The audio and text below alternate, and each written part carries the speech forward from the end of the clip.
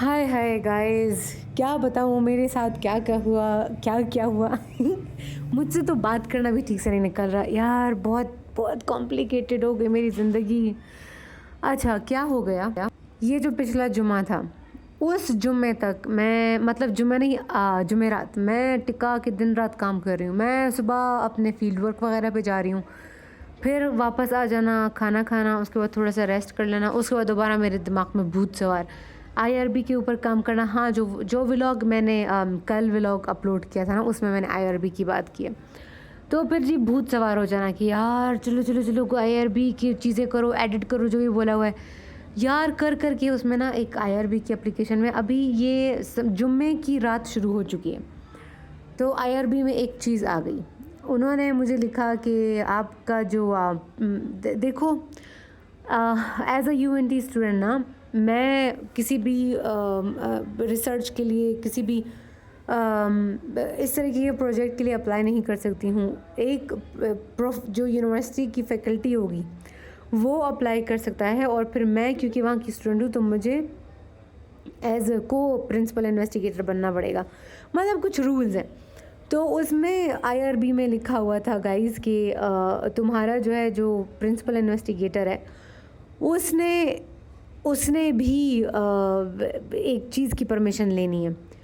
तो मैंने कहा यार अब वो, और उसी ने ही इनिशिएट करना है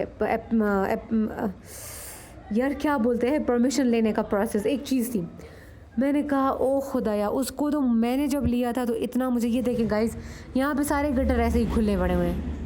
मैं सबको फिल्म करती जा रही थी ताकि मैं आप लोगों को दिखा सकूँ। अब जब बारिश होती है ना, यहाँ पे सारा पानी से भर जाता है, तो बेचारे बाइक वाले और रक्शे वाले डर डर के जा रहे होते हैं कि कहीं खड्डे में एक टायर चला गया तो लुढ़क गए, सबका बेड़ा गर्क हो गया।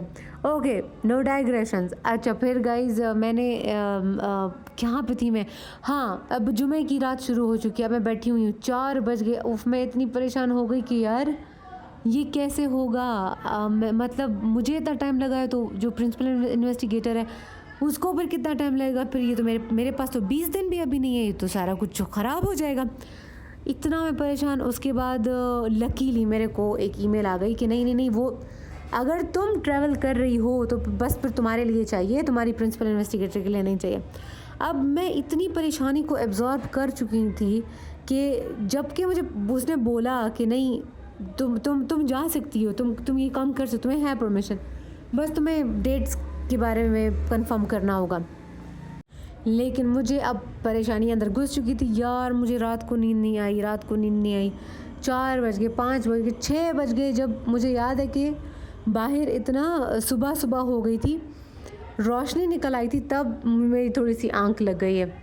फिर 9-10 गुजर गए तो मेरी मॉम ने मुझे उठाया कि उठो उठो, नाश्ता करो।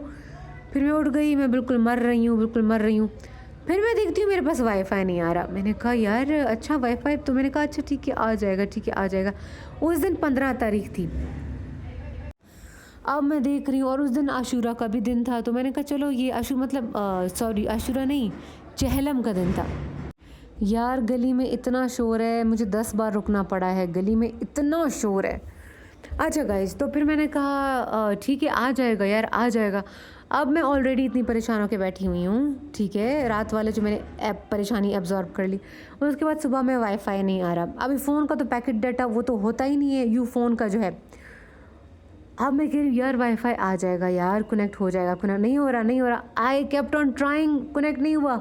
अब मुझे नहीं पता मैं क्या करूँ, मैं क्या करूँ। अब वाईफाई जिन्होंने मेरे साथ शेयर किया हुआ था ना, वो अच्छे पढ़े लिखे लोग हैं, और वहाँ उन लोगों, वो लोग मास्टर्स के लिए अमेरिका गए हुए हैं, ठीक है। तो मुझे एक था कि यार मतलब कुछ जेन्युइन रीज़न होगा, और कुछ नहीं हो सकता। अच्छा फिर क्या हो गया यार, फिर मैं 4 दिन मैंने वेट किया, और उसी दिन शाम को क्या हुआ, मुझे बहुत ज़्यादा जो पीरियड्स की क्रैम्पिंग होती है ना, क्रैम्पिंग सॉरी, वो शुरू हो गई। फिर मैंने कहा अब तो मुझे बिल्कुल मौत आ रही है, मैं कुछ भी नहीं कर सकती हूँ, इतनी मेरी तबीयत ख़राब।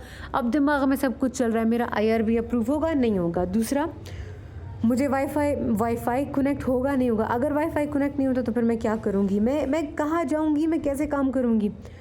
अच्छा तीसरी फिर परेशानी ये कि यार अब पीरियड्स का पेन शुरू हो गया। मतलब वो जो एब्डोमिनल पार्ट होता है ना यार, ऐसा लगता है कि वहाँ पे किसी ने ना काट के रखा हुआ है और एक जानवर है, उसके मुंह में आपका एब्डोमिनल है और वो जानवर छोड़ नहीं रहा आपको, उसके मुंह में है वो, बस आप उसके शिकंजे में हो। यार इतना पेन होता है। पीरियड स्टार्ट होने से पहले मेरा पेन शुरू हो गया था, अब मैं मर रही हूँ। उसके बाद मैंने कहा किंजा काम डाउन, अपने दिमाग को थोड़ा सा रेस्ट दे दो यार। तुम मतलब क्या कर सकती हो, वट कैन यू डू? अगर ये तुम्हारे पास चीज़ें नहीं है तो मतलब तुम क्या पंख, कोई तुम्हें बोले पंख लगा के उड़ो तो तुम नहीं कर सकती हो। अब तुम वही कह रही हो कि नहीं मेरे को करना। मेरा दिमाग पागल हो रहा था यार, मैं इतना ओवर थिंकिंग करी थी। रात को नींद नहीं आ रही, सुबह उठो, रात में हर वक्त वाईफाई को चेक करो। अभी यार मैंने कहा क्या करूँ, एक तो मैं रक्शे में भी ट्रैवल नहीं कर सकती हूँ, जब पीरियड्स होते हैं तो मतलब यार एक शोर भी हो रहा है ना, वो भी इतना आपको ठोक ठोक के लगता है क्योंकि आपकी बॉडी इतना गो थ्रू कर रही होती है। तो अब रक्शे में बैठना, इतने जंपें खाना और फिर सीधा होके बैठ, कमर में ऑलरेडी मुझे प्रॉब्लम है। मैंने कहा मैं मर जाऊंगी। बस गाइज़, फिर मेरे पीरियड्स के 4 दिन गुजर गए। मैंने कहा यार किंजा अब तो तुम्हें उठना पड़ेगा। मुझे अच्छे से याद है, मैंने एक कुलीग है, उस बेचारे ने बहुत मुझे मदद की। उसने बोला जाओ मत, पहले तुम्हें ये नंबर्स भेज रहा हूँ, इन नंबर्स पे पता कर लो।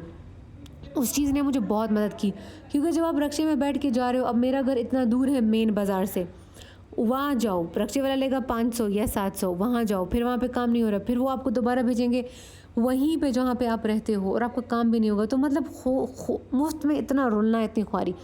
फिर गाइज मैंने कहा हाँ यार ठीक है। मेरे को उस बेचारे कुलीग ने 5-6 नंबर्स भेजे हैं, खुदा उसे खुश रखे। उसे बोला इन सब के ऊपर ट्राई करो, कुछ ना कुछ गाइडेंस मिलेगी, उसके बाद निकलो, पहले गाइडेंस। हाँ मैंने कहा ठीक है। तो फिर ये कल के दिन का, अभी जो आप देख रहे हो ना, ये कल के दिन का व्लॉग है। मैंने नंबर सुबह हुई, थोड़ा नाश्ता वाश्ता किया, बहुत मुझे पेट में दर्द था, बट मैंने कहा यार यही पीरियड्स की वजह से, मैंने कहा यार किंजा अब कहीं ना कहीं से शुरू करना है। मतलब मैं आई हूँ, ऑफकोर्स मॉम से तो मिली हूँ, बट मुझे मेरे काम धंधे भी करने हैं ना।